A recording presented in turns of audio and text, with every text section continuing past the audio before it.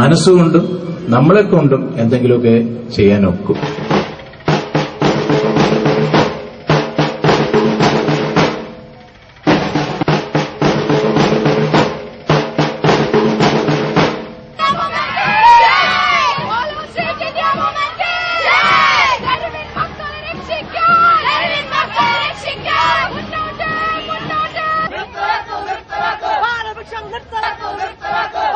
ജനസേവ ശിശുഭവൻ ഒരു സ്വാശ്രയ സ്ഥാപനമാണ്.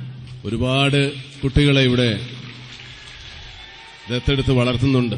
ഭിക്ഷാടനം സാമൂഹ്യമായി തന്നെ നമ്മൾ മാറ്റേണ്ടുന്ന ഒരു രീതിയാണ്. ആലുവായിലെ ജനസേവ എന്ന സന്നദ്ധ സംഘടന, ആ സംഘടനയുടെ രക്ഷാധികാരി എന്ന നിലയിൽ ആദ്യം മുതൽ തന്നെ അതുമായി സഹകരിക്കാൻ എനിക്ക് സാധിച്ചു. ഇന്നും ജനസേവയുടെ രക്ഷാധികാരിയാണ് ഞാൻ.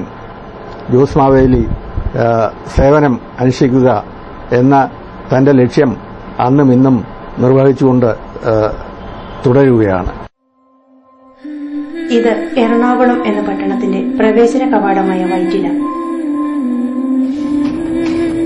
നമ്മുടെ തിരക്ക് പിടിച്ച ജീവിതത്തിൽ നാം കാണാതെ പോകുന്ന, അല്ലെങ്കിൽ നാം കണ്ടിട്ടും അറിയാതെ പോകുന്ന സത്യത്തിന്റെ വികൃതമായ ദൃശ്യങ്ങൾ.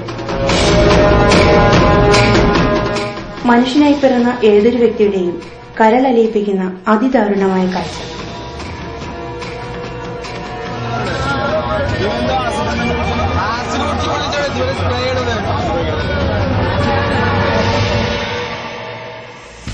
ദേഹമാസകലം പൊള്ളലേറ്റ് വികൃതമായി മൃതപ്രാണരായി ഭിക്ഷയെടുക്കുന്ന 2 പെൺകുരുന്നുകൾ, 11 വയസ്സുള്ള വിമലയും 9 വയസ്സുള്ള രേഖയും. രാജസ്ഥാൻ സ്വദേശിയാണെന്ന് പറയപ്പെടുന്ന ജഗദീഷ് മഹാരാജൻ രേഖയും വിമലയും തന്റെ മക്കളാണെന്ന് അവകാശപ്പെടുന്നു. കുട്ടികളുടെ ശരീരം വളരെ ഭീകരമായ രീതിയിൽ ആസിഡ് ഒഴിച്ച് പൊള്ളിപ്പിച്ചാണ് ഭിക്ഷയെടുപ്പിച്ചിരുന്നത്.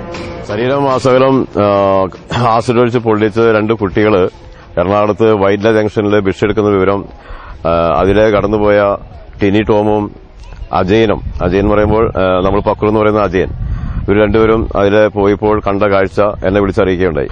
ചെന്ന് കഴിഞ്ഞപ്പോൾ ഞങ്ങൾ ഒരുമിച്ച് ഈ ഭിക്ഷയെടുക്കുന്ന കുട്ടികളെ പോയി കണ്ടു. അപ്പോൾ കുട്ടികൾ ആകെ ശരീരത്തിലാകെ ഇങ്ങനെ ആസിഡൊക്കെ ഒഴിച്ച് വ്രണമാക്കിയിട്ട് കണ്ടു കഴിഞ്ഞാൽ ഭയങ്കരമായ സിമ്പതി തോന്നുന്ന ഒരു രീതിയിലായിരുന്നു.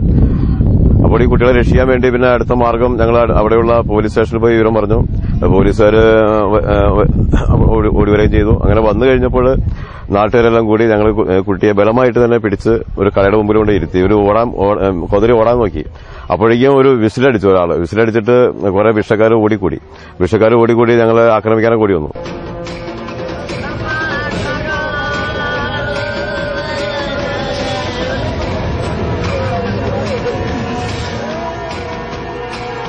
ഇവരുടെ ദയനീയ സ്ഥിതി കണ്ട് സിനിമാ പ്രവർത്തകരായ ടിനി ടോം, അജയ് കുമാർ എന്നിവർ ജനസേവാ പ്രസിഡന്റ് ജോസ് മാവേലിയെ വിവരമറിയിക്കുകയായിരുന്നു. ജനസേവാ പ്രവർത്തകരോടൊപ്പം ഉടൻ സ്ഥലത്തെത്തിയ ജോസ് മാവേലി കുട്ടികളുടെ ദയനീയ സ്ഥിതി കണ്ട് ചില നാട്ടുകാരുടെയും പോലീസിന്റെയും സഹായത്തോടുകൂടി അവരെ രക്ഷപ്പെടുത്തി പനങ്ങാട് പോലീസ് സ്റ്റേഷനിൽ എത്തിക്കുകയായിരുന്നു.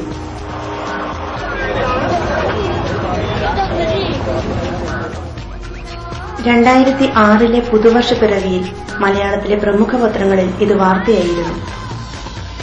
ഏതൊരു കുറ്റവാളിയെയും വളരെ നിസ്സാരമായി രക്ഷപ്പെടുത്താനുള്ള ചില വക്കീലന്മാരുടെ താൽപര്യവും നിയമത്തിന്റെ നൂലാമാലകളും ജനസേവ രക്ഷപ്പെടുത്തിയ രേഖയെയും വിമലയെയും വീണ്ടും ഭിക്ഷാടന മാഫിയയുടെ കരങ്ങളിൽ തന്നെ എത്തിച്ചു. ഈ ഭിക്ഷക്കാരുടെ സംഘത്തിൽപ്പെട്ട ആരോ ഭിക്ഷാടന മാഫിയക്കാരായിരിക്കും. ഒരു ഉയർന്ന ഒരു അഡ്വക്കേറ്റിനെ പോയി കണ്ട് ആ അഡ്വക്കേറ്റ് ഈ പോലീസ് സ്റ്റേഷനിൽ പോയി അവിടുത്തെ എസ് ഐ പനങ്ങാട് എസ് ഐയുടെ അടുത്തായിരുന്നു കൊണ്ടുപോയത്. പനങ്ങാട് പോലീസ് സ്റ്റേഷനിലെ എസ് ഐയുടെ അടുത്ത് വിവരം പറയുകയും എസ് ഐനെ എന്താ പറയാ ഈ കുട്ടി അവർ സ്വന്തമാണെന്ന് പറഞ്ഞ് തെറ്റിദ്ധരിപ്പിക്കുകയൊക്കെ ഉണ്ടായി. അങ്ങനെ എസ് ഐ ലാസ്റ്റ് പറഞ്ഞിരിക്കുന്നത് കുട്ടി അവരുടെ മക്കളാണെന്നും അതുകൊണ്ട് കുട്ടികളെ വിട്ടുകൊടുക്കണമെന്നും ജനസേവയ്ക്ക് കുട്ടികളെ സംരക്ഷിക്കാൻ തരില്ല എന്നും ഒരു നിർബന്ധ ഓർഡർ ഈ വക്കീൽ ഞങ്ങൾക്ക് കൊണ്ടുവന്നു. തീർച്ചയായിട്ടും ഞങ്ങൾക്കറിയാം കുട്ടിയെ വിട്ടുകൊടുത്താൽ വീണ്ടും അവർ ഭിക്ഷയെടുക്കും. ഭിക്ഷാടക മാഫിയകളുടെ ഒരു സംഘത്തിൽപ്പെട്ട ആൾക്കാരാണ് അവരൊക്കെ, എല്ലാവർക്കും അറിയാവുന്ന കാര്യമാണ്. എങ്കിലും ഈ കുട്ടിയെ രക്ഷിക്കാൻ വേണ്ടി മാക്സിമം പരിശ്രമിച്ചിട്ട് നടന്നില്ല. പിറ്റേ ദിവസം വാർത്ത ഈ കുട്ടികൾ വിട്ടുകൊടുത്താൽ പിറ്റേ ദിവസം വാർത്ത വന്നു കുട്ടികൾ വീണ്ടും ഭിക്ഷാടനം ഇറങ്ങിയെന്ന് പറഞ്ഞിട്ട് കുട്ടികളുടെ പിതാവിനാണ് മാതാവിനാണ് ഇങ്ങനെയുള്ള കുട്ടികളുടെ അവകാശം എന്നാണ് നിയമപാലകർ പറയുന്നത്. ഇതിനെതിരെ ജനസേവ ശക്തമായിട്ട് കോടതികളെ സമീപിച്ചുകൊണ്ടിരിക്കുകയാണ്.